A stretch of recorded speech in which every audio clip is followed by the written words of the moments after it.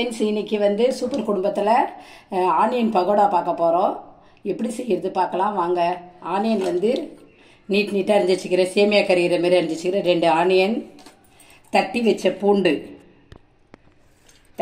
பூண்டு, 2 பச்சை மிளகா, பொடியாக நெருக்கின பச்சை மிளகா, கருவேப்பிலை,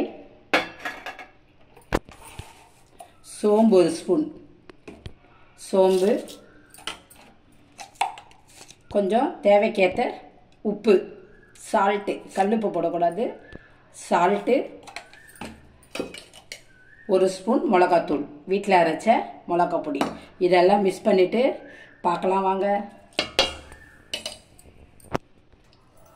பாருங்க, ஆனியன், மிளகாத்தூள், சோம்பு, பச்சை மிளகா, தட்டின வந்து பூண்டு, இதெல்லாம் மிக்ஸ் பண்ணிக்கணும். மிக்ஸ் பண்ணோன்னா சால்ட்டு போட்டதால் கொஞ்சம் தண்ணி வரும் பாருங்கள், தண்ணி விடுது பாருங்கள். இப்போ வந்து கடல மாவு சேர்த்தணும். 1 கப்பு கடல மாவு, 1 கப்பு கடல மாவு போட்டு நல்லா பிசறணும். கை விட்டு பாருங்கள். அதை பாருங்க, ரொம்ப தண்ணி விடக்கூடாது. தண்ணி விட்டால் வராது. கொஞ்சமாக தண்ணி விட்டு தண்ணி வந்து தெளிச்சிக்கணும். லைட்டாக தெளித்து பிசையணும். பாருங்கள், இப்படி இருக்கணும், உதிரியாக. வெங்காயம் நிறைய இருந்தால் தான் ஆனியன் பகோடா நல்லாயிருக்கும், டேஸ்ட்டாக இருக்கும். கொஞ்சம் தண்ணி விட்டுக்கலாம்.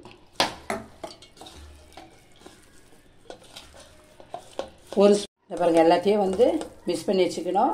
பெருங்காயம் போடுறதுக்கு சொல்ல மறந்துட்டேன். கொஞ்சம் பெருங்காயம் சேர்த்துக்கோங்க. 1 ஸ்பூன் மிளகாத்தூள் போடணும். தண்ணி ரொம்ப விடக்கூடாது, விட்டால் வராது அது பகோடா. இந்த பாருங்கள், உதிரியாக இருக்கணும். இப்போ கேஸ் பற்ற வச்சு எண்ணெய் கடாய் போடலாம், பார்க்கலாம் வாங்க. கேஸ் பற்ற வச்சு கடாயை வச்சாச்சு. கடாயை வச்சு எண்ணெய் ஊற்றியாச்சு. எண்ணெய் சுட்டுருச்சு பாருங்கள், சூடு வந்துருச்சு. இப்போ வந்து கலந்து வச்ச பகோடாவாக போட்டுக்கலாம். ஆனியன் பகோடா உதிரியாக போடணும். அந்த பாருங்க,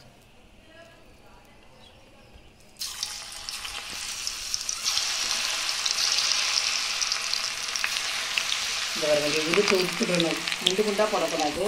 சிம்பிளாக போட்டு நல்லா சிறுவாக வேகணும். பெரிய தீயில வச்ச இருந்தால் வேகாது. ஆனியன் இருக்குது, அதெல்லாம் வந்து சிறுவாக போட்டு வேக வைங்க.